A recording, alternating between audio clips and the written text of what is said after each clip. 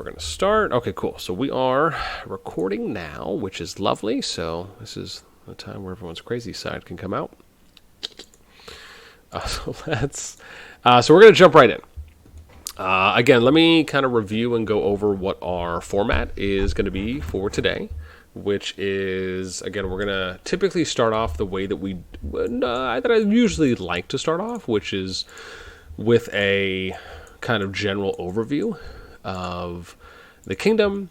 We'll talk a little bit about each region. Again, I wish I had everything defogged already, because I really would love to obviously talk about the things while we do. So I'm still working on it. I got 2 regions done right now, so I'm going to really try to hard grind this out today to try and get as much as I can. But by the next meeting, I'll have everything unfogged. So we'll kind of start off with state of affairs. We'll talk about a couple topic points, and then we'll get right into our open floor Q&A.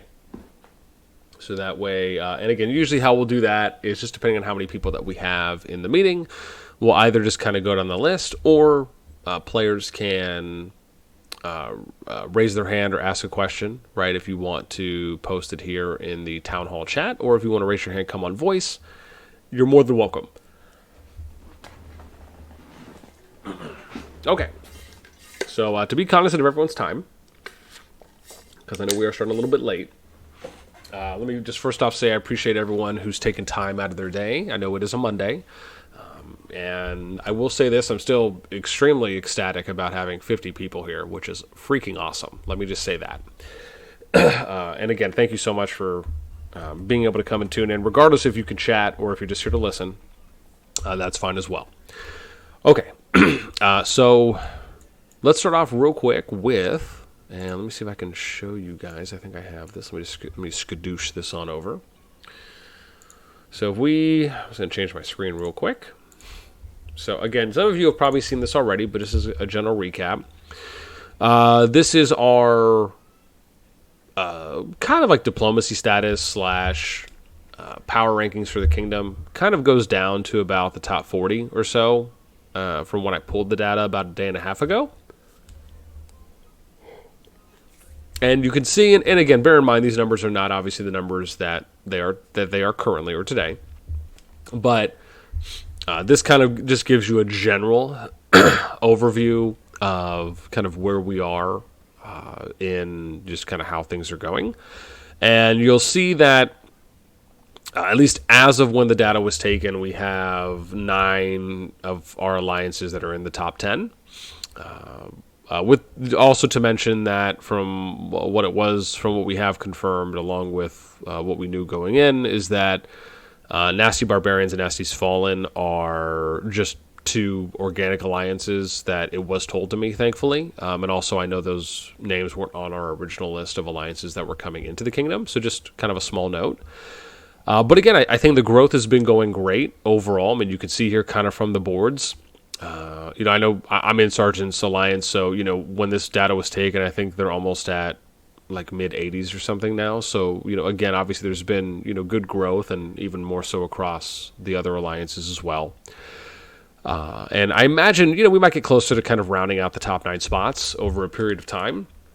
But we also have some really good, healthy alliances in the kingdom that are outside of the group. Right, some honorable mentions. We got K65, Mr. Epic. I've had a couple opportunities to talk with him, not as much in detail, but again, seems very nice.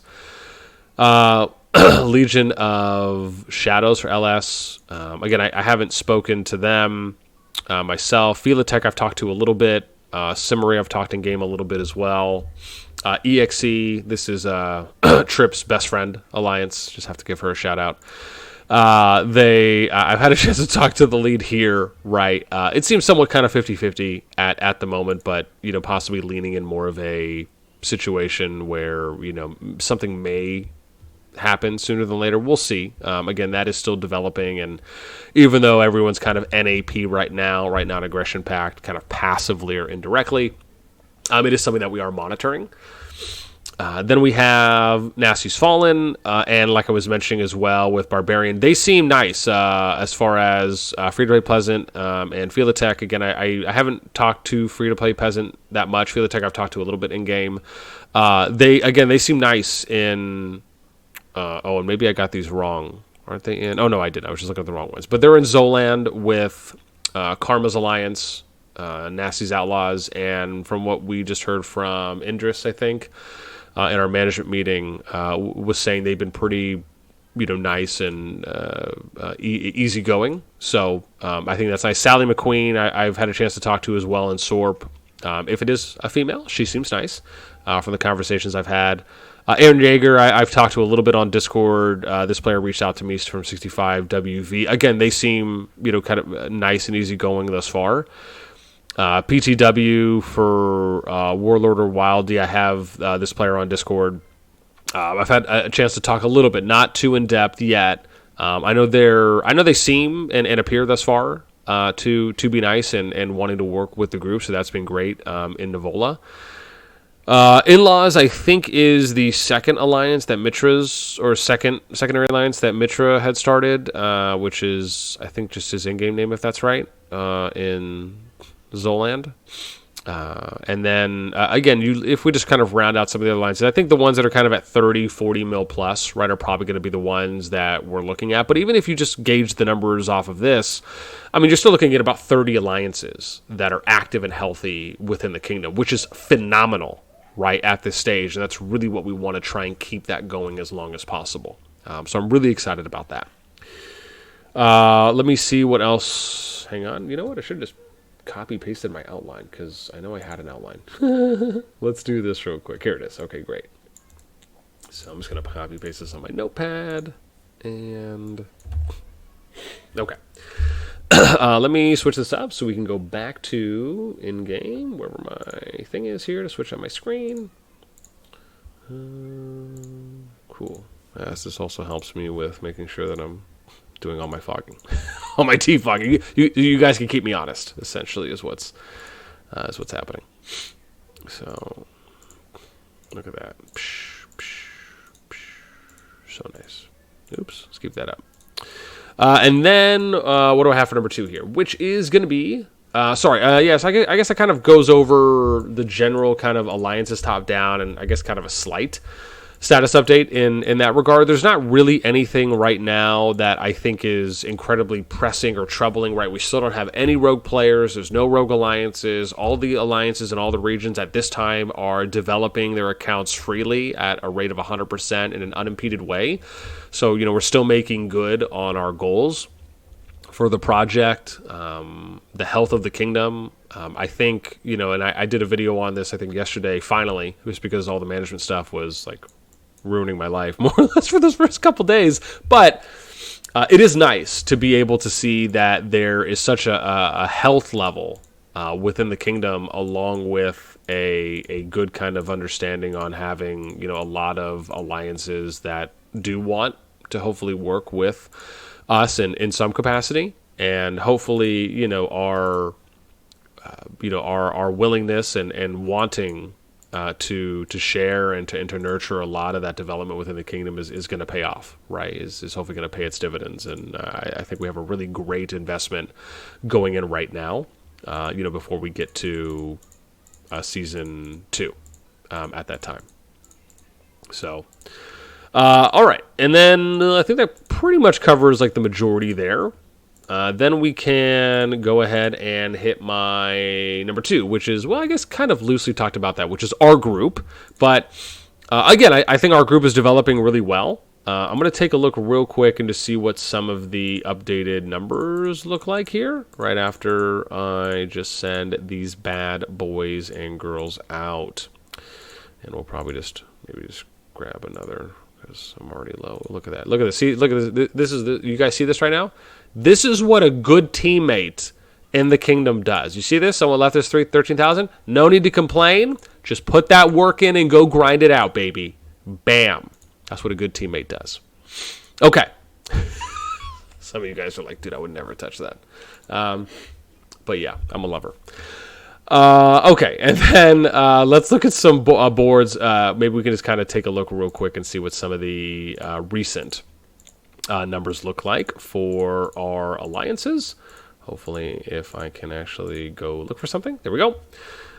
So let's just take a look real quick on some of the tower boards. Just kind of look at what some of the current power is. So, and I'll use my sheet to compare a little bit here. Let me just banger this out over there. Cool. So if we're looking at regalias, also shout out to Asteria, top towers built. So just killing it softly. So Asteria was at 55.5. Now it's 78.2. So that's great. Outlaws was at 107.5. 107.5, now at 138, almost 139. So good bump.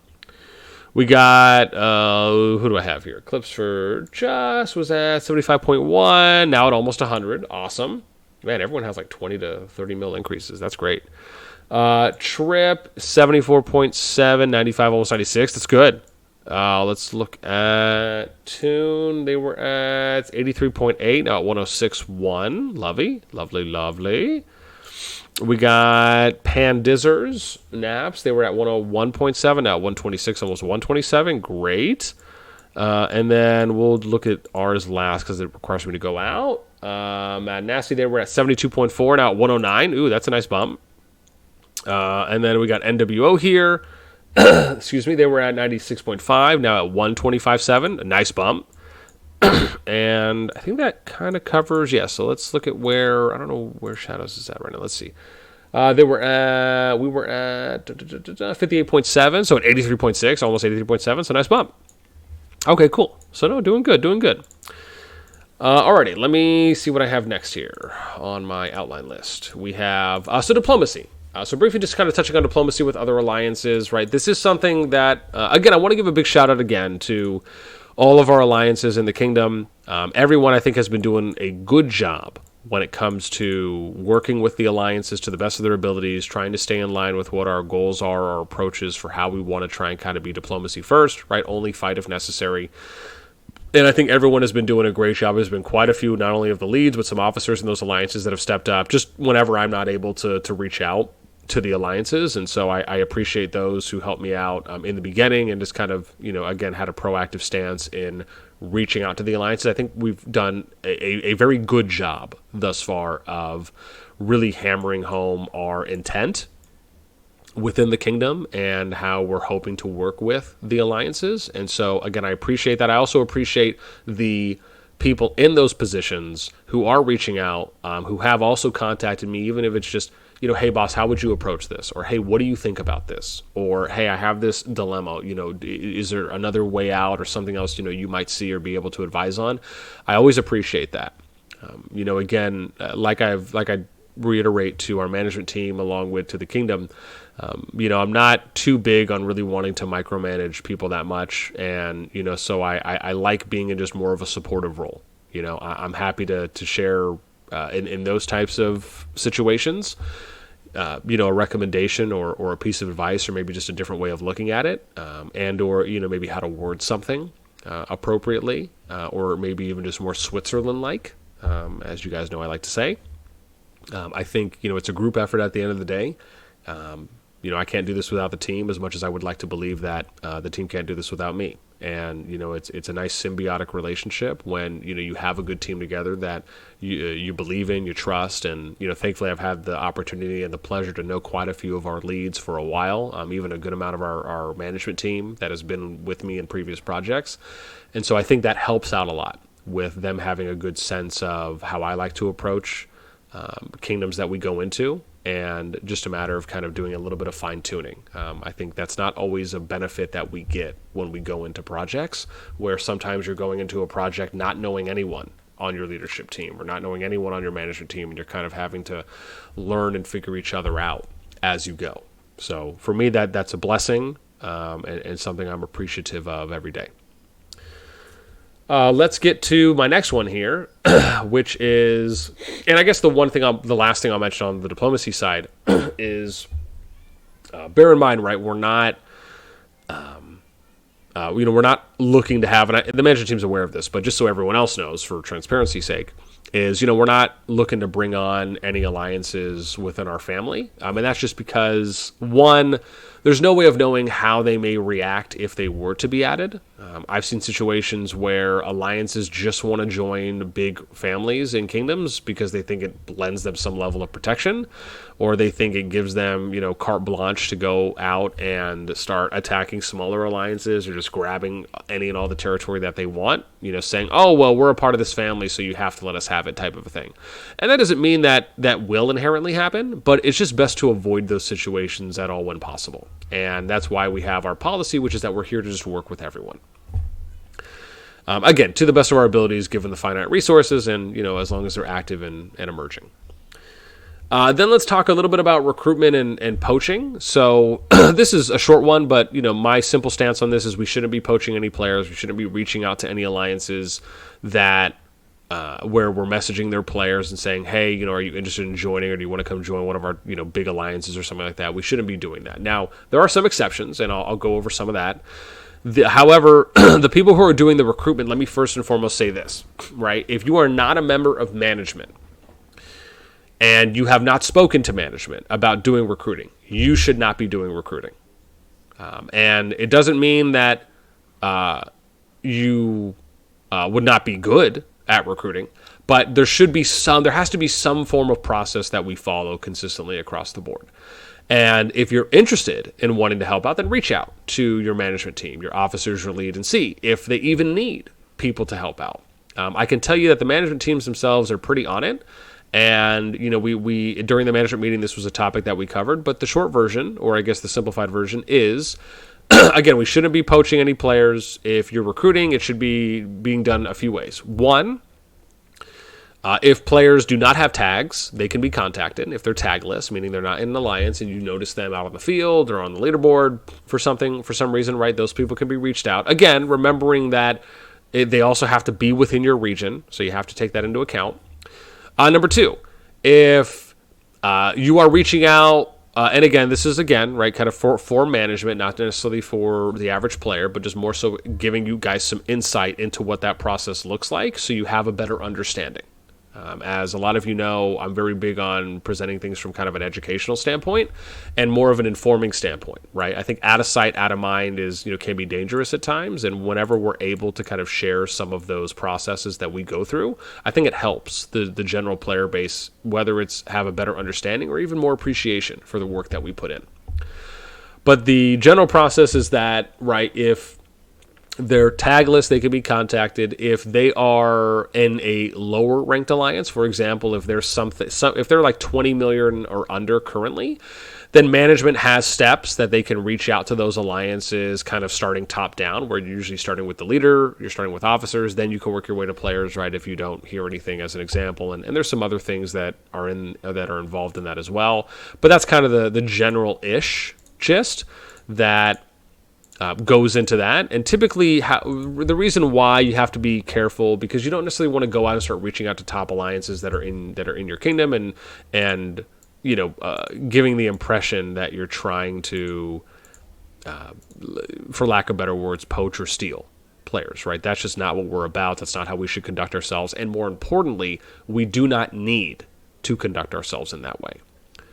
And that kind of goes into what I was saying before in our first town hall, where it's, if you have the biggest stick and or the biggest presence, you just don't need to do those things, right? You don't need to resort to those types of underhanded or just ill-intended tactics, right? We can be better than that, and we are better than that, so we should expect better of that and of ourselves.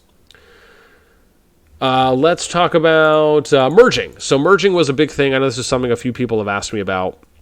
And I did want to take a moment just to clarify. So, my view on merging is something that the management team is very aware of. The leaders are very aware of on my stance, which is that there's just no need to merge at this time. Again, we're 6 days in. It's way too early to consider merging, and merging should always be a last resort option when it comes to what we consider doing. I would be appalled if all the alliances are following our step-by-step processes for funneling out inactivity and bringing in activity to where if they're doing all the steps that they should be doing that has been listed out to them, right, you should not be in a situation where you have an inactive alliance, at least at this time with how early it is. That doesn't mean that we won't consider doing things like merges down the road, but that's really what it is, more so down the road and kind of at the appropriate time. It's important that we're doing our due diligence, and if the alliances, as I said, are doing the steps that they should be and taking the steps that they should be as well, right, then those types of conversations really shouldn't even be a thing. I can tell you, I've never ran a project. This is my 10th project now across 3 games. I've never ran a project where mergers have ever needed to happen before the first couple months, or maybe like the first month or two, right? With it within a kingdom, and that's usually, if it even happens that early, it usually is at the lower ranks or the lower or kind of bottom end, if you will, of the kingdom's active alliances. That doesn't necessarily mean it's merges within our group, but just in the kingdom in general.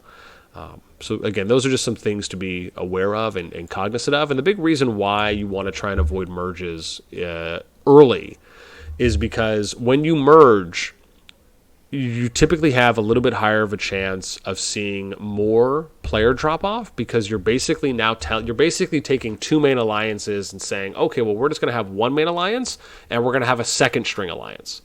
And that's just a turnoff to some people. And usually, even if you get the active people that will join, whichever between the two decides to be the primary or the main alliance at that point, those who join the second alliance usually will start to have an increased level of dissatisfaction and disinterest. It doesn't mean that everyone will, but that seed at that point, once that decision is made, is planted, regardless of how many people it affects.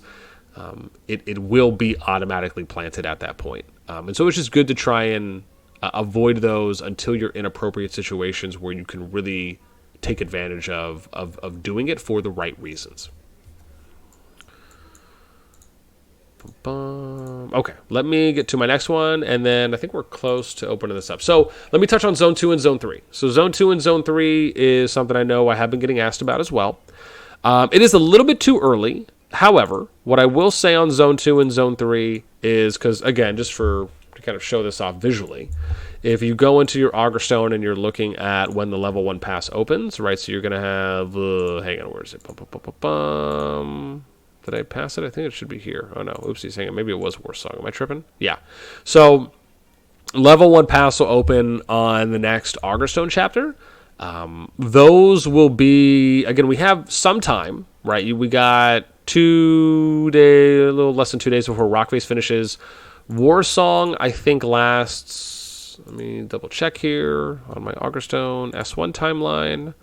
War Song should last a day. So we're looking at about 3.5 days, right? A little less than 3.5 days until the level 1 pass is open. I'm hoping that I'm going to have my fog cleared in the next day for all. But to say that, quite a few of the leads have obviously already been coordinating with each other on kind of who's going to take which level 1 passes.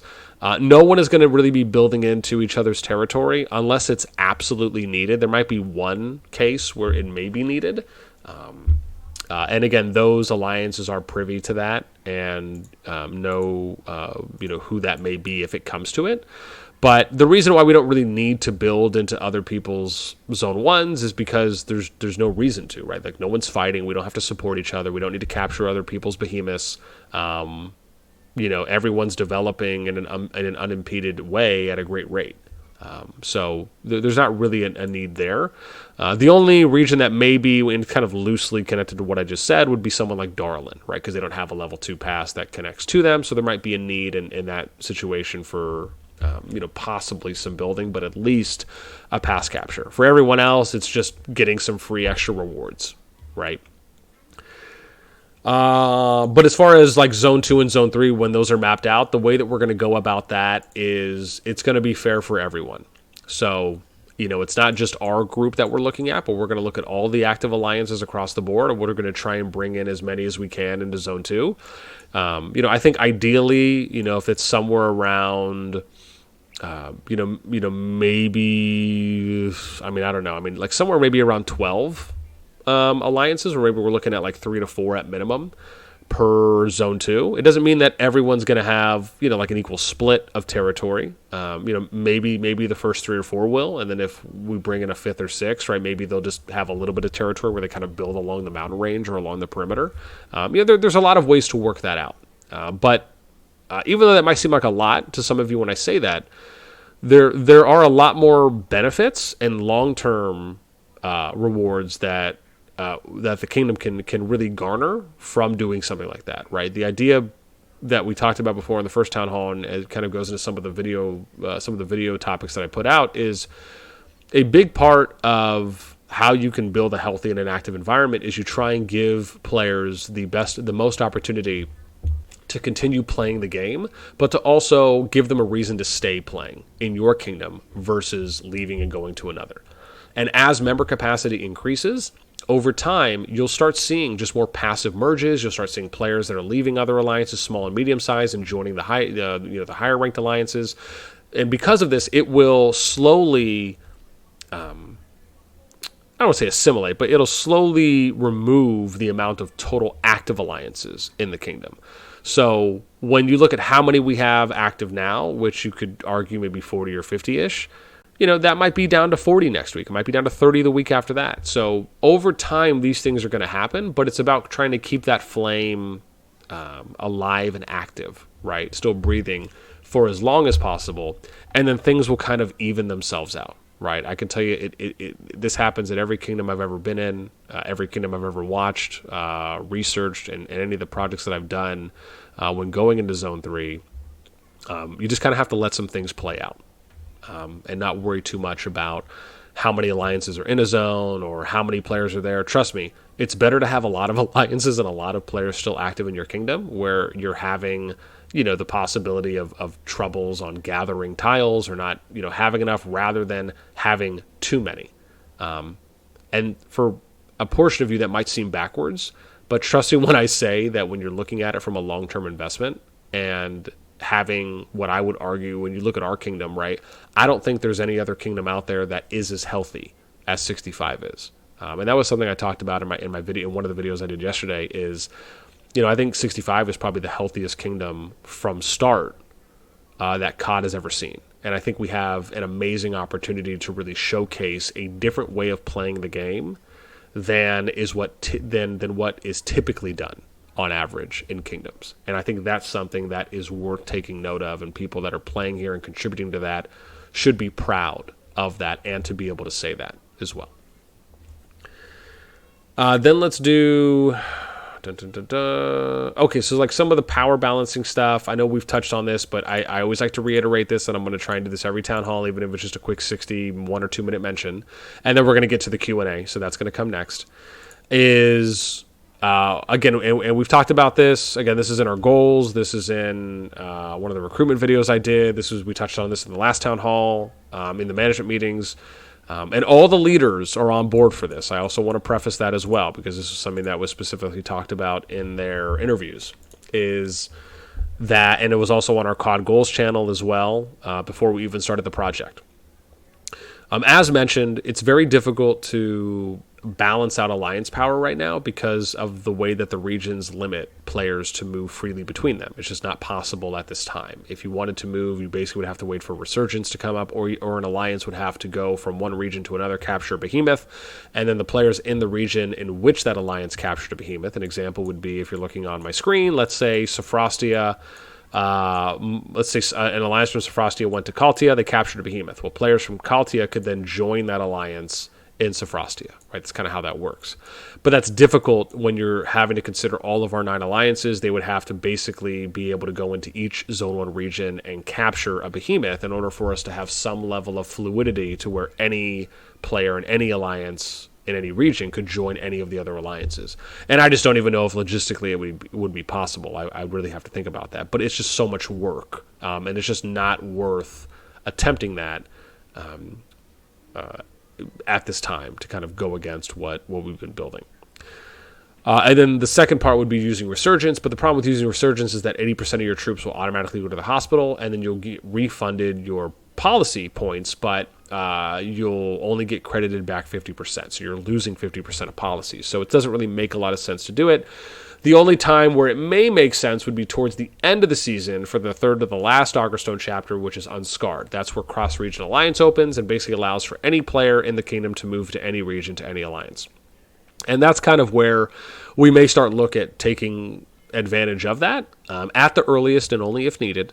But the idea really is to, once we get towards the end of the season, we're going to assess and basically look at the top 50, top 100 players and basically look to realign or replace those players, or better yet, redistribute players in an even, fair way. This is something that everyone should, and if not already is, aware of, because it's been plastered all over in multiple places.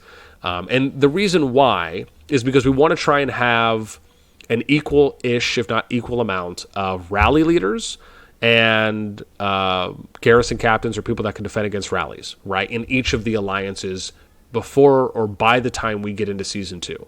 Because Season 2, we're going to be seeing anywhere from 4 to 6 kingdoms total. That means we're going to have 3 to 4 or 3 to 5 other kingdoms that are going to be in Season 2 with us. So the idea is that if we have multiple alliances that can each field fight, that have strong players in them, that can kind of be your morale generators, right, that helps a lot, especially if you have multiple alliances that can rally and or defend against rallies. It also gives us a lot more flexibility on the field when we're in war, on being able to attack from multiple fronts, flank. It's just a lot more flexibility that you have. But again, we will continue to assess that as we get closer, and that's not necessarily something that we're going to be doing right now, but I do like to state that, and I'm going to continue to reiterate that because I don't want it to be out of sight and out of mind, right? That is something we're doing for the benefit of the kingdom and for everyone. And if anything, it also gives you an opportunity to meet other players and to get to know other players in the kingdom. Think of it like a foreign exchange program, right? To an extent. And again, who knows if, we'll still have, if we think we'll be even able to field 9 healthy alliances by the time Season 2 comes out. Maybe it'll be 7, maybe it'll be 8. We'll kind of adapt to the situation, but I do just want to let people know that is the expectation, right? Now, also bear in mind, it doesn't mean that even if you are one of the top players and you end up going to another alliance, or you stay with yours, depending on how the distribution works, where all of a sudden now you're going to lose contact with people. No, not at all. That's kind of the whole reason why we have the Kingdom Discord, why people, why eventually we're going to work in events and fun things to do in the kingdom, right? So think of it more as an opportunity, more so than, oh man, I'm not going to be able to play with these people anymore. You're still going to see them in the open field. You're still going to be able to work with them and coordinate with them and the other alliances. So, what you may think is really not what it will end up being, especially if those players are active and they're socially engaged. And I think that probably does it for us right now. So let's go ahead and we can get to the open floor Q&A. So again, I appreciate you guys bearing with me through that. That was about 30 minutes or so of me talking. So I like to try and usually keep that to about 20 minutes or so. So my apologies there. But yeah, let's get to some stuff. So if anyone has any questions, I'm going to take hand raises first. So if anyone, again, wants to come on voice, and we'll do hand raises first, and then I'll go over to the COD meeting. I'll go to any questions in the chat, and then I'll go over to the COD P or the K65 meeting questions channel that we made, and then answer questions from there. Okay. Oh, hang on, we got a hand up here. Bum bum. Okay, our boy Noel.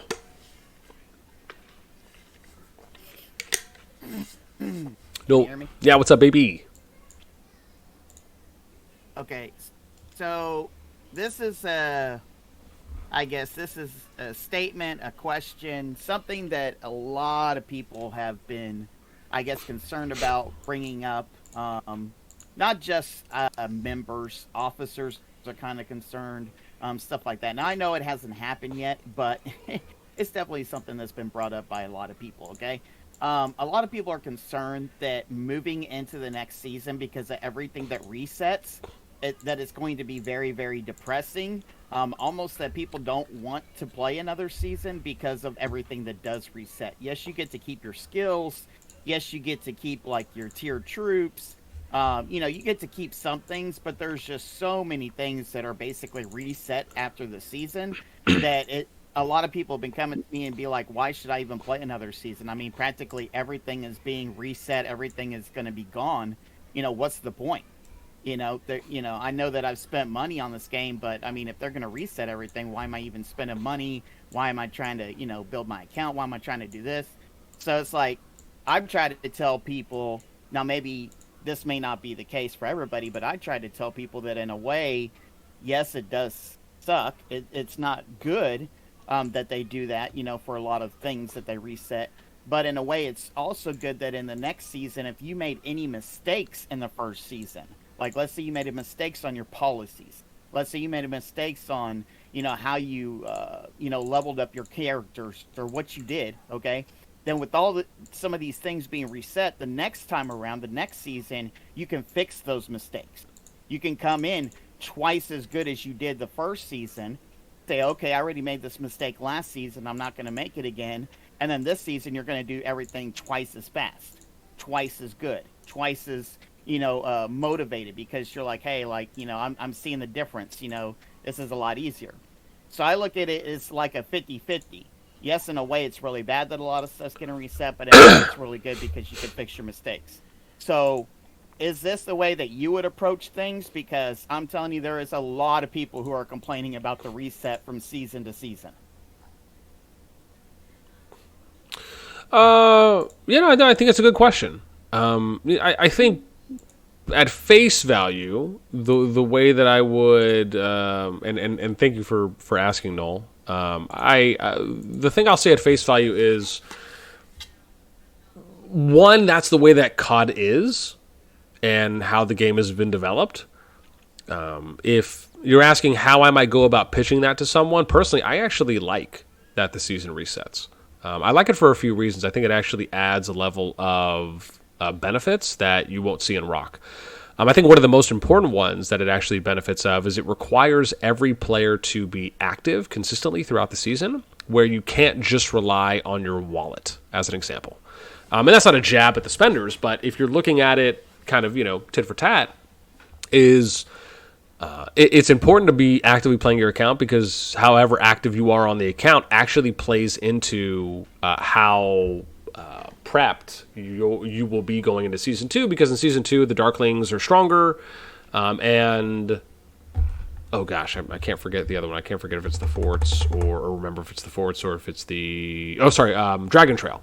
So the Darklings are stronger, and Dragon Trail is stronger, and it doesn't go as high. So it doesn't go to 279. I think it's somewhere around like 250 or 254 or something. And so there's benefits to keep playing.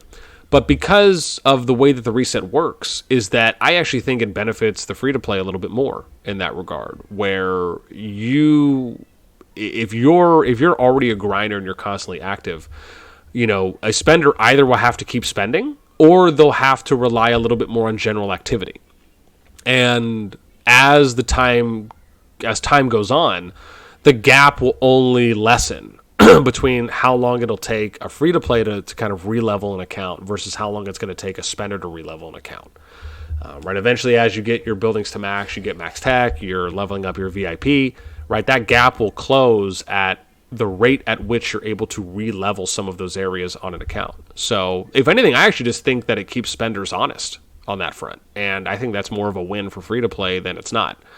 Now, as far as how people will view the generalness of a game resetting versus not resetting, I mean, that's subjective. That's going to be up to each person and how they feel about it. What I will say is that that's just something that you would want to look into before you start playing a game, so you don't feel as though you're being taken off guard. And there's plenty of videos and content out there about the fact that the game does reset, along with people that are constantly asking every day on the COD Discord. Now, that doesn't mean that that's going to hit every single person, granted, but I do think they at least are casting a wide enough net with the amount of information out there that players should know that, and then, that way if they keep playing. I mean, I can tell you people that are in SS1-2 that are still having a blast, even with the last war that happened there, and they're looking forward to what's going to happen next. They have great activity in that kingdom, and they're almost done with their second merged season. So, I think it's about just kind of giving people reasons to keep playing. And to be honest, the PvP side of the game is probably the biggest and funnest part of the game that will keep people playing. But a lot of that is going to come into how are we going to create a healthy enough environment where players are going to be able to fight to their heart's content, but not feel like they're absolutely getting crushed and they're just getting forced back to their zone, or they're getting constantly zeroed all the time over and over again, and it's just lawless PvP, because that's an even bigger turnoff for a kingdom's worth of players. So, I think we have some really good ideas on that and how to approach it. But yeah, I mean, like I said, I, for one, am in favor from playing games that have never done a reset. And initially, I somewhat thought along similar lines where, because I've never played something where they did resets, I just thought, man, this doesn't make any sense. But then after playing the game for a little bit and seeing how the resets actually play out, I like it. Now, it doesn't mean that I'm necessarily more in favor of that versus not resetting, but I can at least appreciate and I can understand where the game is coming from, speaking for myself, and why they're why they're implementing a reset system into the game, at least at the moment. Doesn't mean that may not change, but I can see the benefits and the pros and cons of doing a reset system versus not, and it's not something that I hate at all. Like I said, I am somewhat in favor of it. If you're asking my general opinion on would I rather have season resets versus not season resets, I might still be somewhat leaning in the favor of not resets. But because I'm playing COD, and this is the way the game is, and they're consistent with that, and they're not flippantly changing the way that they approach their core mechanics in the game, I like it. I like it for what it is and for how it's being introduced and for how it's being used in COD. But again, that's for everyone to decide for themselves, right? Whether you agree with me, you disagree, you have a different opinion, that's mine. So I think it's nice to be able to try new things and see how it may affect us, right? I think the important thing that I would say is, advise players that, hey, the recommendation would be to, play through at least one merge season and see how it goes. Maybe it's not as bad as you think, or maybe it is, but you won't know unless you don't try. Right? What's that saying? You miss 100% of the shots you don't take. And so, at least trying and seeing how it goes can't hurt anyone. Because the worst, at worst, if you don't like it, it's just you. I don't want to say losing out, but just you not wanting to play anymore. I think the majority of people here, I'd like to believe, already know about the season resets. And I know you're saying a lot of people. I haven't. I've maybe only got one or two messages about that from in-game players that have just said something about how, it kind of sucks that they're resetting seasons. I haven't heard it in a wide net from a lot of people, but I think part of that is because, like I said, my expectation is that the majority of people, if not hopefully everyone, is aware that seasons resets, even if they may not know everything that goes into it. Along with it also being that the things that reset, in my opinion, aren't really that impactful. Like if your buildings and your tech all had to reset, as an example, like that would probably be pretty rough. But for those that are curious, I have this posted as well, and this is on I think I have this pinned. Let me just double check. Yeah, I do. I'll post it here in the Townhall chat box. Bum, bum, bum. Sorry, just give me a moment to scroll back up here so I can post it. Chat bubble. There you go. Yeah, so those are all the things. So probably the biggest things that really get reset is like the hero and the artifact EXP levels. Merits aren't really a factor. Policies, that kind of makes sense that they reset, so I'm not really mad at all against that. Dragon Trail gets reset, so I don't actually think that's a bad thing. And alliances. So, if you're really boiling it down, the biggest things that are really getting reset is just your hero and your artifact EXP level. Like, that's probably the most impactful thing when you're thinking about it. And So again, that's why I think it's important that we provide good context and the players have a good understanding of like what are actually the things that are being reset. It's not a pure or anywhere even near a true reset, right? If you think about just the fact that hero and artifact levels, right? This doesn't mean the skills, like the skill level or the the other thing too as well. There's the skill level and the star level, right? Those things stay. It's literally just you having to regrind EXP. Like, that is the biggest thing that gets reset. And I think sometimes that can be lost in translation for the people who just may not know that. So, again, like Noel and his situation, like, that's something you can let them know on. That's something you can explain to them. And for anyone else, that's something that you can explain to them. I think policies and Dragon Trail, like I was saying, caves, those types of things that get reset. To me, that's just fun to regrind those. And if you think about it, it's extra resources to re-leveling your account. Or leveling it in another way, or using those and maybe putting those towards EXP level for your heroes and or your artifacts. But if anything, I hope that helps in explaining that one. Let's see here. Oh, sure, yeah. No, go ahead, Noel. We'll bring you back in, and then we'll start going to some of those other questions. Okay, so the only other thing that I feel like is kind of depressing is that you do lose your alliance and you do lose your territory. Yep. So you have to rebuild all of your territory, and now, of course, the leader, they have the option, of course, of being in their alliance, keeping the name tag, keeping the alliance name, blah, blah, blah. But everybody gets kicked out, so of course you have to basically know everybody or have friends with everybody to be able to get all of the people that you've enjoyed playing with, or that have been enjoyed playing in your alliance with everybody.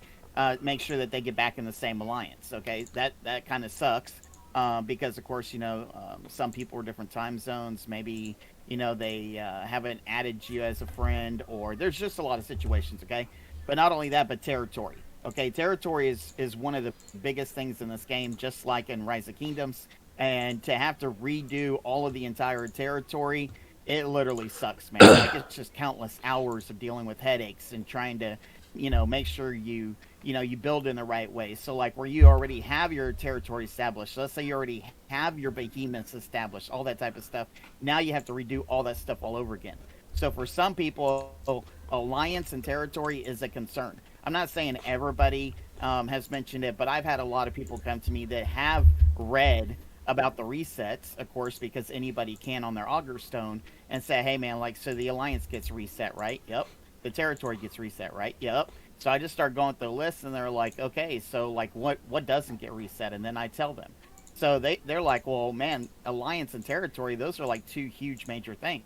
So I think that kind of depresses some people. And I'm not going to lie, man, I think that some leadership, whether they want to say it here or not, they're also going to kind of be depressed about that, because they're the ones that are having to make that territory stuff happen. They're the ones that are having to build up that alliance. So it's not just the members that might be depressed about that. I feel like it's also going to be leadership as well. That's all I got to say. I got you. No, thanks, Noel. Almost to the point I don't want to play it. Got you. No. I mean, I appreciate you letting us know how some are feeling. I think my answer would still be consistent as far as my general response, just because. I mean, and again, not to sound like a broken record or anything, but what I would say there is, to me, I just think is that's the expectation, and what I will say is it will be different though, right? If when it comes to building territory out in Season 2 versus Season 1. Why? Because there won't be as many active alliances, right? Going into Season 2. Right? You're basically condensing at that point. So territory, if you really think about it mapping-wise, is probably going to be a lot easier. It's probably going to be less of a headache. Sure, will you still have to flag and click the flag, place the flag, go out and send the builders? 100%. You will have to do that. But when it comes to general mapping and not having to worry about, maneuvering and Jake the snaking between 50 other alliances, that part is going to be tremendously easier, right? And also on top of that, when you're flagging in Season 1, you're probably reaching out to a lot of people because you don't know what their plans are, where they're going. You don't have to give people a heads up. In Season 2, you're going to know everyone that's going to be in your region. So it'll be a lot easier to do it. But yeah, you will still have to kind of grind out or re-grind out that part. On top of that, it'll probably be faster as well, because if you think about it, with your engineering heroes, people like Nico, Craig, right, you're going to be able to flag and build flags faster in Season 2 than you will in Season 1. So it will take less time. May not be half of the time, but it will be faster. And then who knows if they end up introducing more engineering heroes that will come out, which I'm sure they will. And using those, you'll still be able to level faster, because at that point, all you have to do is just level them up enough just to unlock. You're basically just having to get them to, 20 or 30, and then it unlocks their engineering skill. You don't have to reinvest any of those points to actually unlock the skill. All you have to do is just level them up EXP-wise, and then the skill will go from grayed out to being highlighted, right, or being colorful. And that's kind of how it works in Season 2. So things will be faster, they'll be more coordinated, and there will be less alliances, so less headaches. But yes, will you still have to do the flagging, clicking, sending the units out to go build? You will. But I don't know. I mean, I part of it for me is the way I view it, and again, speaking for myself, I view it as kind of being fun. You're basically being able to kind of, I mean, think about it. If you made any mistakes in Season 1, you're able to maybe adjust those, and that was something I know you called out to as well. When you go into Season 2. So I do think there's pros and cons, of course, but I do think there are some good things to look forward to in Season 2. And remember as well is that it's not necessarily just you that would have to place flags, right? It could be, members of your officer team that can help out on that front as well. So, if you might think, hey, this is a little bit of a drag that I'd have to go and place these, if you have someone who's doing territory or a couple people that can help out on that front, I'm sure that can alleviate in some areas. Or maybe if you don't want to go through and not you as in you, but just you as in general, for those that maybe just don't want to go through the re-clicking. Again, I can understand that.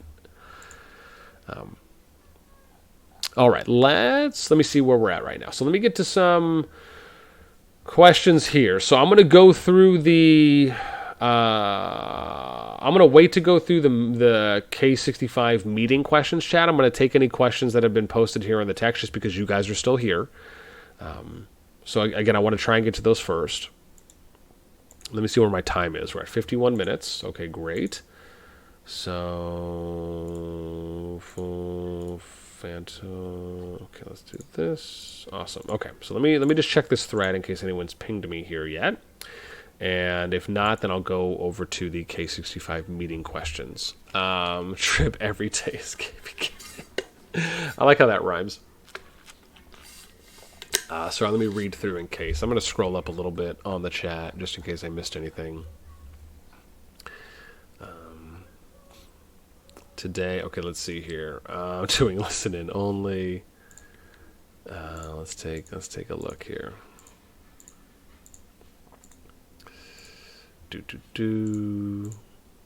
Okay. Lesson for both. Oh wait, what was that? As a sub, yeah.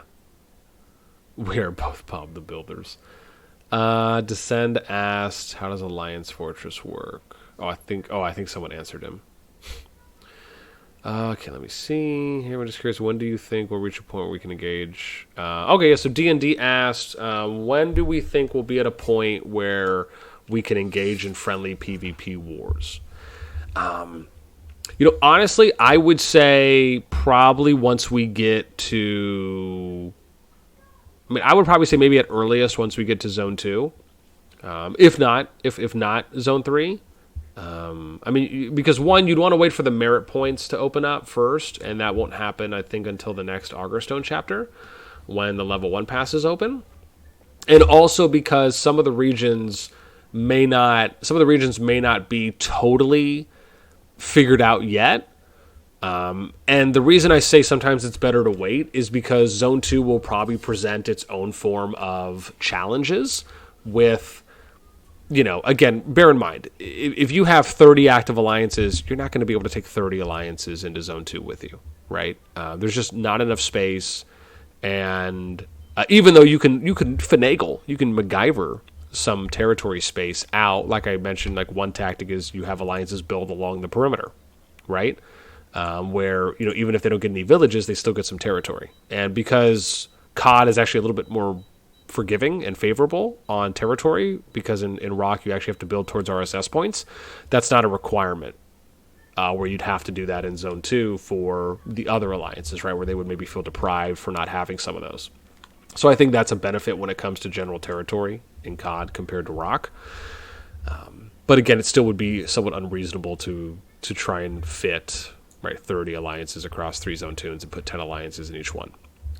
But I would say at least wait until like Zone 2 is kind of figured out. So it would probably be more towards like the end of Zone 2, if not Zone 3, when those things will happen. But when they do happen and when we do start, trust me when I say it is going to be fun and there's going to be a lot of opportunities to fight. The best thing I can recommend for players right now is just focus on developing your accounts. Get to your max building level. Try and get to max tech as fast as you can. Invest in your VIP. And then once you kind of have those things done, build as many troops as you can, right? Really, really invest in your account to set yourself up for the best situation possible going forward. Because it's not just for when we start doing the friendly and the fun PvP stuff, but it'll also be for Season 2. Let me see. Dio asked, not about 65, but boss, do you know what happened to the Vietnam whales in 32? The top players seem to have disappeared. I don't know, actually. I haven't even looked into 32. I'm going to try and look into some merge kingdoms today, if I get some time.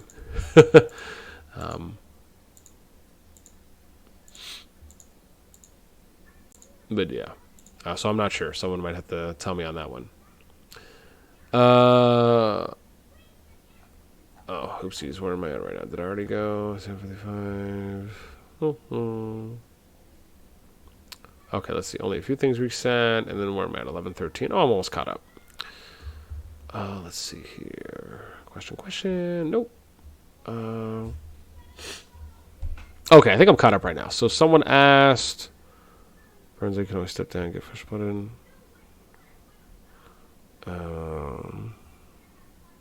Engineer. Okay. Complutum asked, on that note, and this is kind of a late season question, will NASTi Alliances battle to see which one of the 9 will control the dragon at the end of the season? Not a bad idea. Not a bad idea. I'd have to consider and maybe think about that option if it's going to be like some type of Hunger Games or Battle Royale type thing. As far as even if it's something even worth considering. I wouldn't be able to answer that right now. Do I think the idea is interesting? Sure. But the challenge with an idea like that is it kind of goes into what I was saying before, is that if we were going to do something like that, I would really want to make sure that, like, for example, if we were to do, like, let me just go down that road for a moment. If we were to attempt something like that, which could be fun, as one idea, I would want to make sure that we're like balancing out the alliances before we do that. So that would mean that, we'd like to try and do some, some maneuvering or some redistribution of top players. So that way each of the alliances that are going to participate kind of has an equal number of top players. So it can be as fair as possible. And that way it then comes down to strategy and tactics and coordination and organization within an alliance rather than who has the most highest powered players. I will always view it like that. Right, I talk about this even when I cover PvP wars and kingdoms. Like, I don't care that you have the strongest people. Like, that's meaningless to me. Like, if you flex that, I think that's such a slight on you undervaluing the game and the quality of the game that you're playing. Strategy and tactics are always going to be number one. So what I want to see, like what good PvP to me is you have very fair or closely balanced alliance and you are outplaying your opponents. That's what I want to see. You want to talk about value in a game like COD where you're respecting the fact that this game has ranged PvP and has the ability to have flying units and going over terrain, having on-field structures built. That's what I want to see. Don't show me anything that's not that. Right? Like, that's what I grade as top-tier PvP. Low-tier PvP to me is where you're just flexing power all day long. That to me, I don't value that high at all.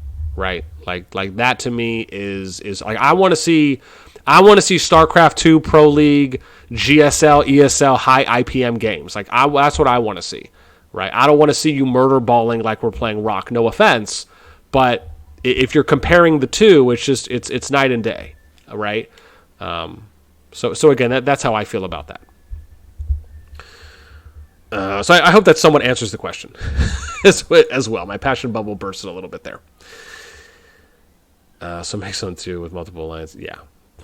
No, Mastodon has a good point, right? I mean, our alliances are going to increase in capacity, so we may not have 14 or 15 alliances in Zone 3, right? I mean, I'd like to try and have at least 9 alliances in Zone 3, but again, we're going to play it. We're going to play it day by day, right? And see how it goes. I'm sure quite a few of you have played in Kingdoms where the thought of having more than 4 or 5 alliances in Zone 3 is probably like, oh, how dare you? I'm sure that's probably a thought that some people, for those of you that have played Rock or other games, you're like, oh, there's just no way that would work. Like, just the blasphemous talk, the malarkey that is spewing from this gentleman's mouth. It's just, that's not how the top kingdoms do it. Why would we do it that way? But, and it's just, yeah. So, my view on that is I like breaking the mold, right? I like trying things that no one else has really tried before.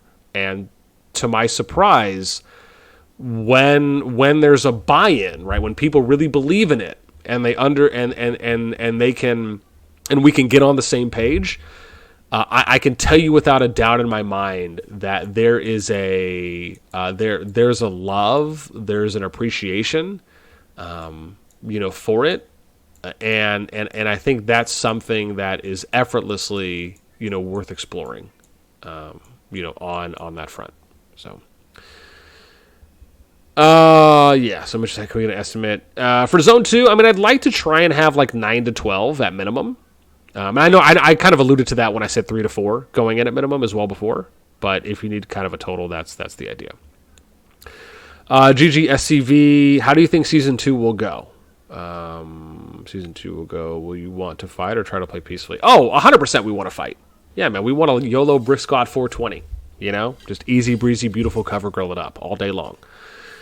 But I want to try and fight with balanced sides, right? So, and again, this is something I've mentioned to leadership. Management has kind of briefly been told this, but not really in an extreme level of detail, right? So, probably by the time we get to Season 2, that's when I'll probably start reaching out to other alliances or other kingdoms, alliances in those kingdoms that, that are probably plus or minus 4 or 5 from us.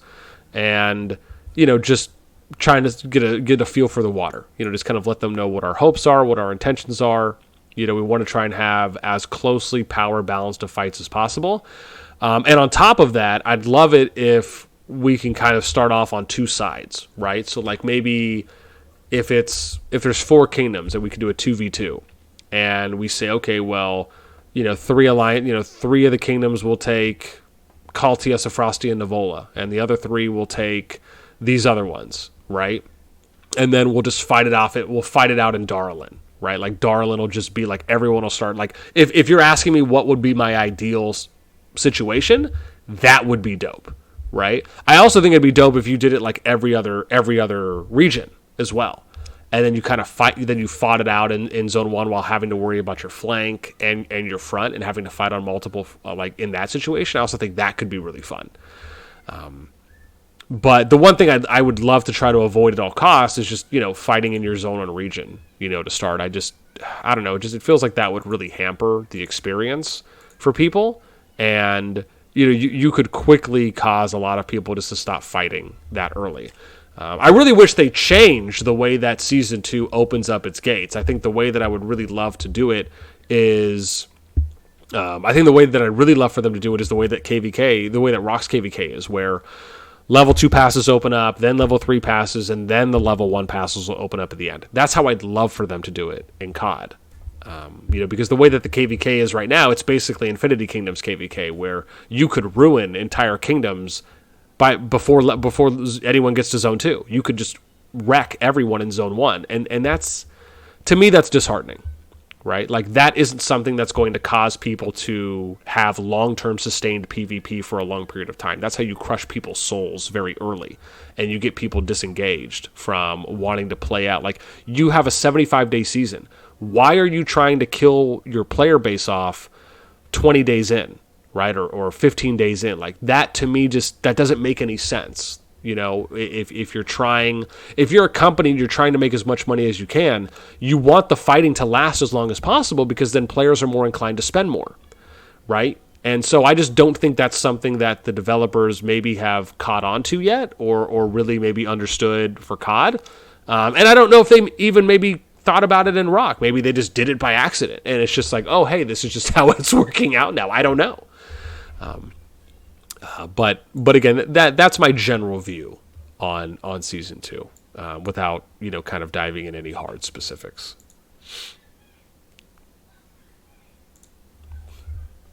Okay, I think let me get to some of the COD meeting questions now, because I want to make sure I get those out of the way, so we can get those ones answered and no one feels like I missed out on those. And where are we at time-wise?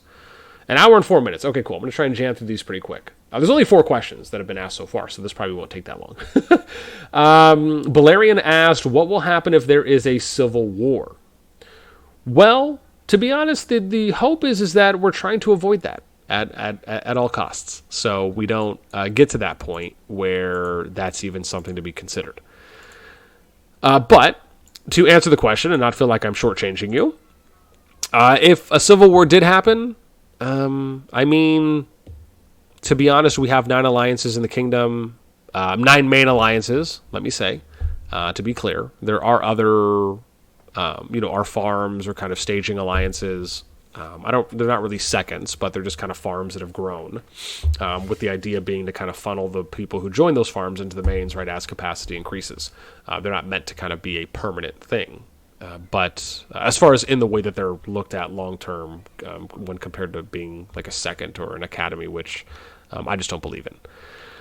But if that happened, I mean, again, we have 9 alliances, arguably have the 9 strongest alliances in the kingdom. I haven't looked at what the recent numbers are. It's either the 9 strongest or 9 out of the 10 strongest. And that doesn't mean that we're here to flex that in any type of way. But when you're looking at just the raw numbers, the data, it goes back to what I was saying before, what I've said even before we started the project, right? When you come into a kingdom holding the biggest stick, it can really deter a lot of that, right? A lot of that unnecessary fighting, a lot of that lawless PvP, those types of civil war things that happen, because you're just so big that it would be very difficult for others to go kind of against you. But we also don't want anyone to really go against us as much as we don't want to go against anyone else, right? So it is somewhat hard for me to answer that question based on what our approach is.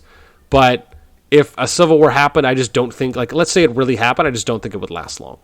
Because I mean, you have to understand the difficulty and the challenge of this kingdom getting to that point is where every single alliance that is not a part of our group would basically have to go and communicate with each other, get on the same page, come to terms with each other, be able to coordinate effectively better than we can, which is highly unlikely because the majority of those alliances would be meeting each other for the first time, right? They're not coming in as an organized group. They don't have an organized infrastructure. They don't have a communication structure. They don't have a logistical structure. They probably don't even have a general infrastructure. They'd have to build everything out from day one.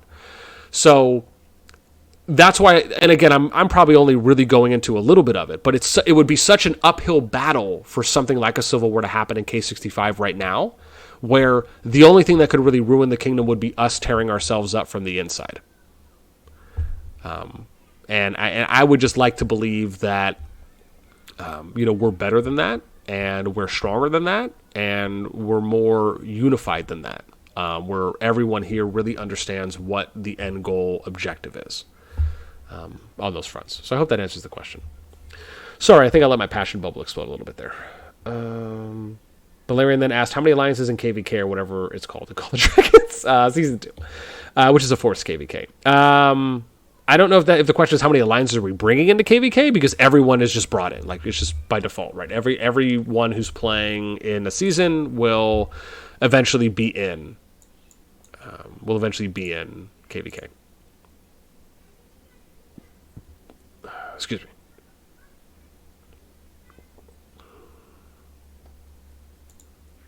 Yeah. Next question. What will happen to the 9 alliances once in Season 2? Papu asked everyone... Oh, yeah, so same thing. Everyone's going to go in... all the alliances are going to go into Season 2, but we will assign alliances a region, and then the cool thing is that you can choose the region you go into for Season 2, unlike in Season 1 where you're randomly placed. Jinbu asked, how to decide on who will eventually take Dragon? How about Magma, Demon sharing, and with other alliances outside of the family? Yeah, I mean, there are... Sorry, give me a moment. I have to count. I have to remember how many magma daemons there are, because I have this listed out on my everything COD spreadsheet. There are... give me a moment. I have to scroll down.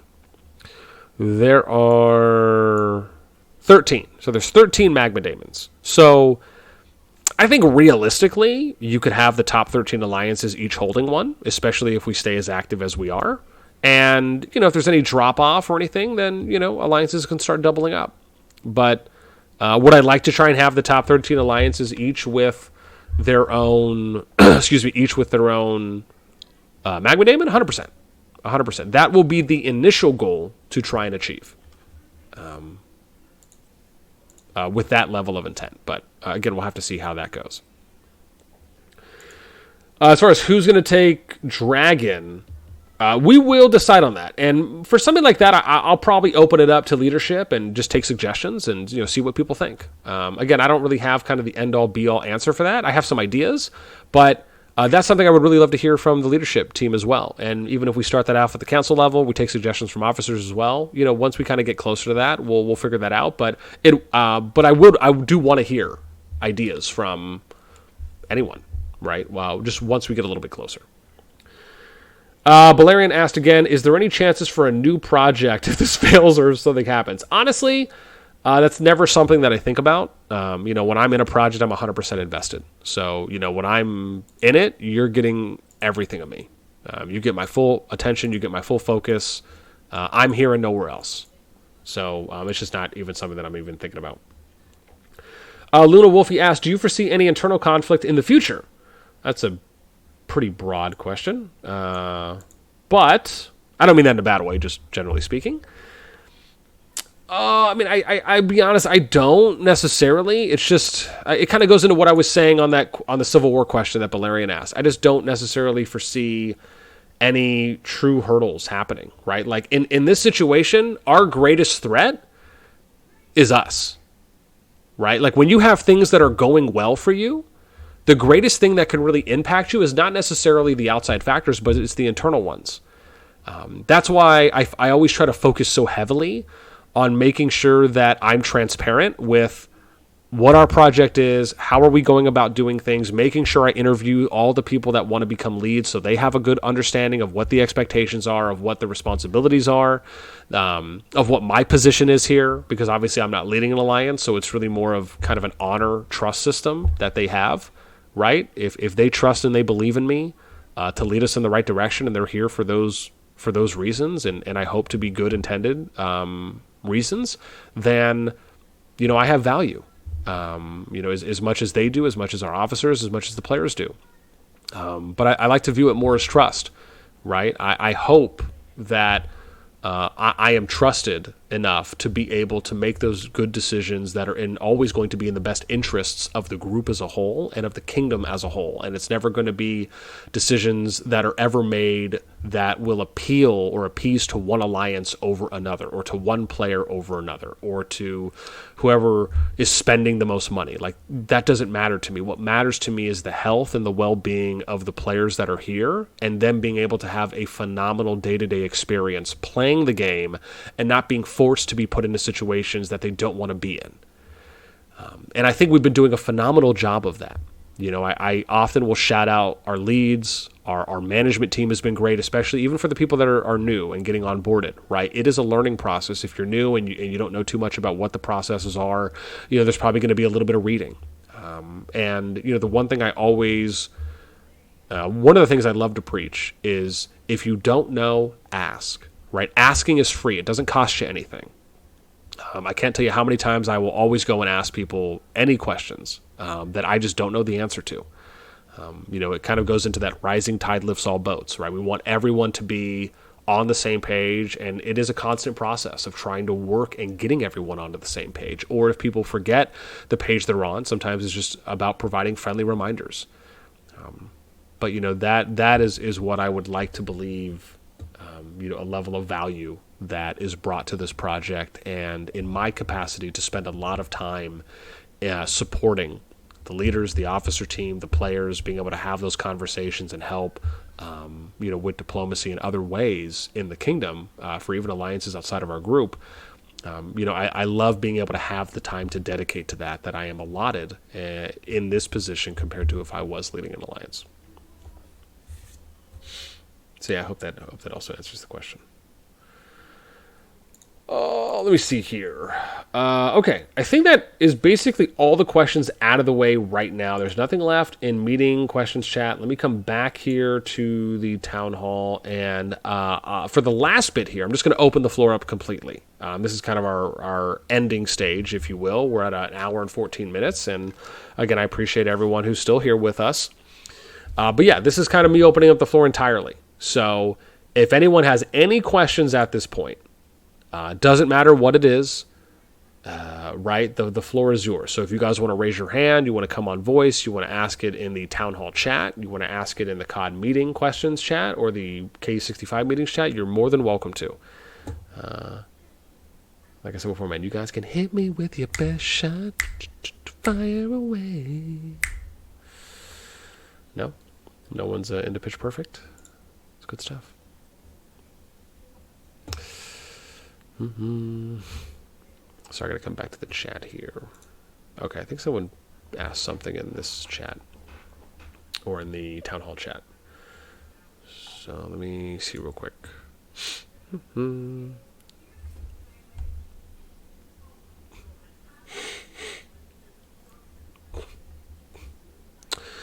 Let me see. HeyTube asked, have you looked at the most recent COD announcements in the main Discord about payment loopholes? Many top whales have been punished by abusing these loopholes. Oh, really?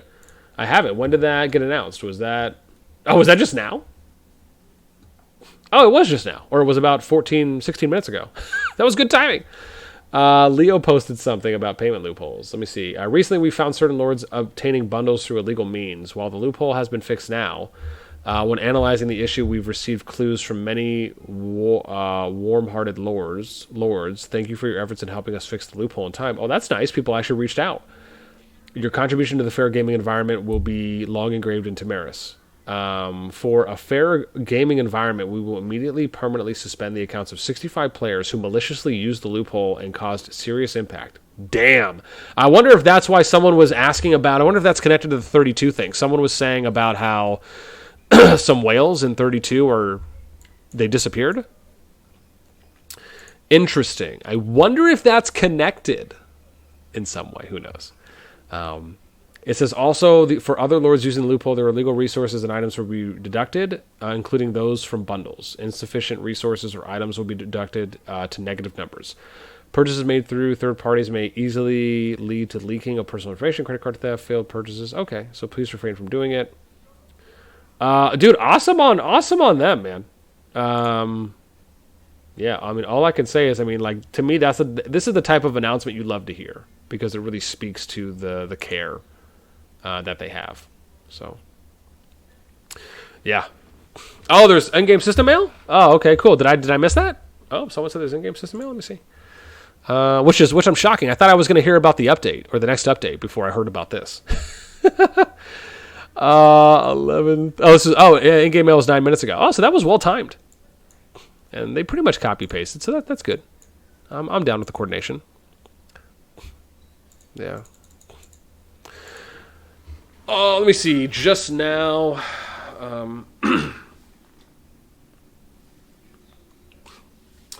D&D said Boss Baby's also gone. Really? He is? Uh-oh. Yo, gonna have to make a new account and spend. No, I'm just joking. It's up to him if he wants to. Oh, you're right, though. Where was he ranked, though? I don't know where he was ranked, so I'll take your guys' word for it. You said he was rank 3 power, now he's not there. Okay, oh wow. So that means he was above 11 mil. Oh, that's intense. So, yeah, because right now I see Zizo still 1, J Derb is there 2, and then Zerani 11 mil. So, I mean, yeah, man, man, some of our guys are growing. Yeah, that's intense. So, yeah. But thankfully there wasn't a lot of us that did it, which is great. So, you know, I appreciate those whose commitment is to legality on that front.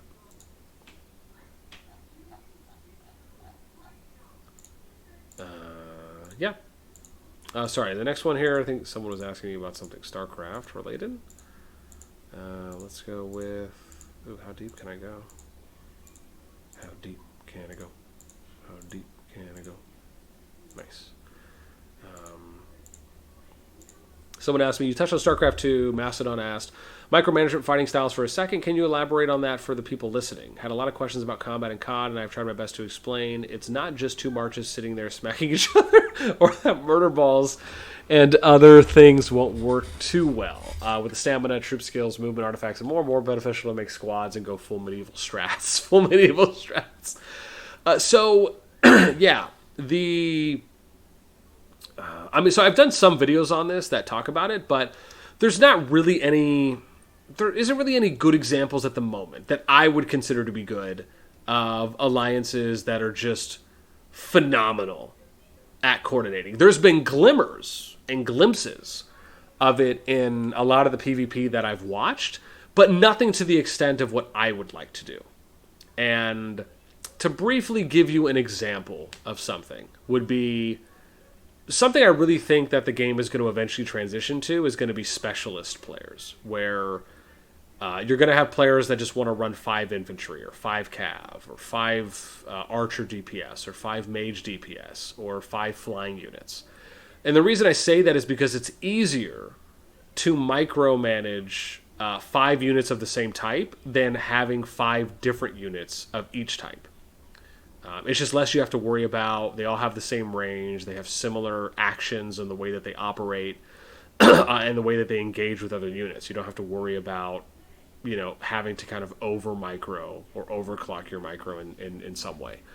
But then you start to look at, okay, well, you could have a few squad players that are running infantry, and their objective is to go in and basically use CC artifacts, CC being crowd control, so that could be like something like a debuff artifact, or a stun, or a freeze, or a shield to draw DPS fire on them, and then you're basically doing a coordinated push where the infantry goes in, they use their CC, and then you're having your DPS, archers, and or mages just basically single target focusing unit by unit, and you're having your squads do that. So, like, let's say you figure out that you can have 10 or 15 archers that can all fire focus one unit at a time, and they can kill that unit in 3 or 4 seconds, and they move on to the next. You're basically like creating batches and groups to do that, and just doing it in a more efficient. And these are just some examples, right?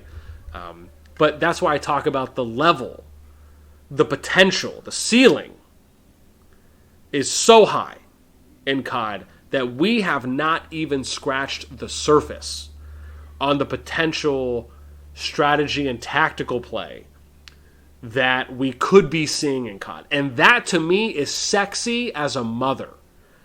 I cannot wait until we start seeing that and or being able to do that ourselves in CoD. That's really going to show the difference in what PvP is able to offer here versus what you just can't get in any other kingdom builder on the market currently. And so, I mean, even just doing things like spacing, right? I mean, if you watch some of my PvP videos, you'll notice one of the things I refer to is having good positioning, having good spacing, not bundling or bunching your units. Because the way that CoD works is like if each of you go to the same point, you can overlay. You can basically have... Like, it'll look like players are bunched, but really it's just stacking them on top of each other. It's like layering them on the same position. So what happens is that you end up taking more overall AoE DPS than you need to. Whereas if you spread your units out in like an arc, then you're able to do more DPS versus the amount that you take, right? It's just, I don't know, I mean, it's basics to me. But like, those are things that we're not really seeing consistently done at a high level, where before engagements are done, people are really spacing appropriately and then having some level of coordination on who they're attacking. So, yeah, that's my view on that.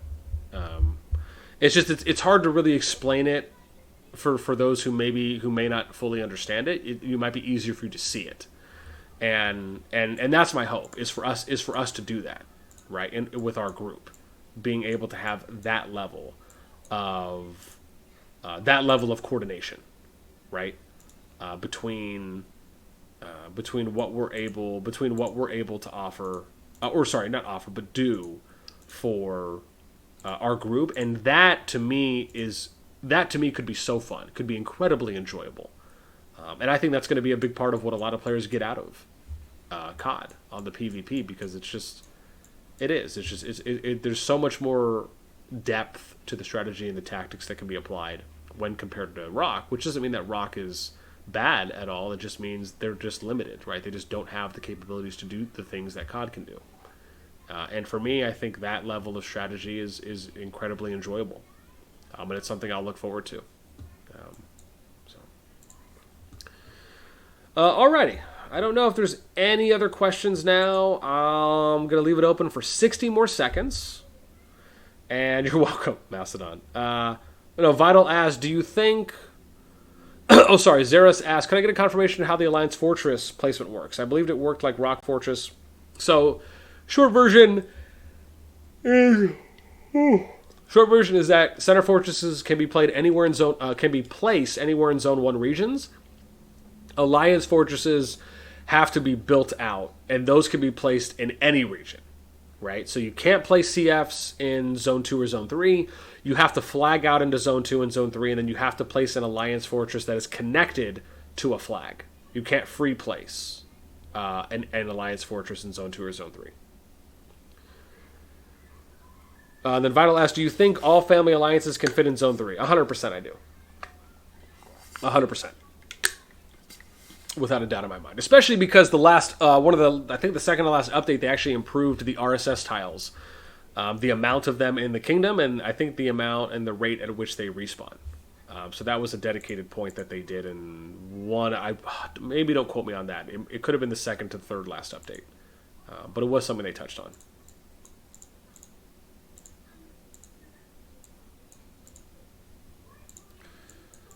So, I was actually okay there. Nice. Architecture. Architecture. How many Zone 3 passes are there? There are 6 Zone 3 passes. So, and yes, if you've already deduced, we would have to pass swap. And the easy way to do that is whoever caps it first, all their players go through. They either build the flag and place the Alliance Fortress, or they place the Alliance Fortress off to the side of the pass. Everyone starts building it. The next Alliance caps the pass. They build their Alliance Fortress or a flag and then their Alliance Fortress, and then they're good to go. It probably would be best to just build the Alliance Fortress, because then you don't have to worry about it being disconnected when you're pass swapping. And then you can just start flagging out from there. So, yeah.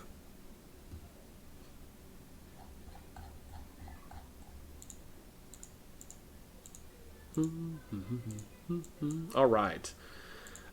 Any other questions? You guys, again, got me another 60-second refresh here before I dip, because we are at an hour and 27 minutes right now. And I'm shocked. We still basically have almost 50 people here, which is awesome. Appreciate everyone who's been hanging around. Again, I don't want to keep anyone, so you guys are, please do not feel inclined to stay if you do need to go. But let me see. Oh, someone's typing. I'm just checking one more thing. Oh, hang on. Does anybody have a hand raise? Maybe I missed that. Nope, no hand raises. Okay, good. And no one else has posted. Okay. So let's see. I'm just waiting to see if there's going to be another question here. Doesn't look like it. Okay. So I will end it here.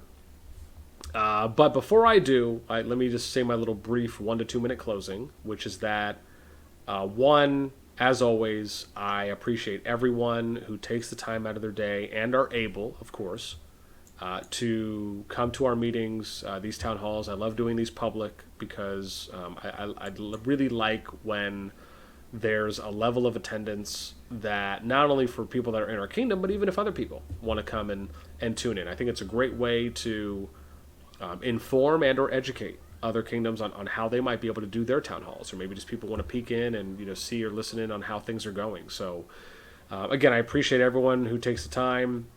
Thank you for showing up, staying as long as you have. I can't tell you how much it means to me to be seeing the level of good numbers that we're getting. I know we did have to do this on Monday today The expectation going forward is that we're going to keep trying to do these on Sundays just to be consistent, and I'm sure we'll get more people when we do it next time as well. I know the last time we peaked at almost 110 people for that town hall. I think we did that on Saturday or Sunday. So again, that was amazing. And I'm hoping we can keep building on those numbers, getting more people in, especially players in the kingdom that just have yet to join the Discord. As we also look to kind of phase out our COD project section. With that being said, that is it for me now. Again, even though I'm going to be signing off, for those of you that just want to hang out, you guys can head over to the lounge, right, for anyone that wants to just chill and hang out with each other. Again, you do not all have to disperse on my account of leaving, but if you are leaving, then again, I wish you a fantastic day, whether it be morning, afternoon, or evening. And thank you for being the best part of 65. Thank you for your contribution. Thank you for your understanding. Thank you for taking the time to ask questions instead of assuming, but trying to get information first. I appreciate that. I can't tell you how much that means to me, how much that means to our leadership team, to our management team here. And, we will always, including myself, always look to give you the best of us every day. And for the people that are here, again, for those good reasons, those right reasons, that really believe in what this project is about, you have my gratitude. You have my appreciation. Especially for those of you that have been with me for a while, if you've been in projects that I've ran, you know that it's not always easy to make a project work. And sometimes there can be internal and sometimes external factors that play into that. But it's always about creating the best opportunity and the best chances to be successful. And I like to believe that I do that with our team every single project. And this one is no different. So that is it. I will bid you adieu. And again, thanks for showing up, man. I hope everyone has a great rest of your time. And until the next meeting, take care.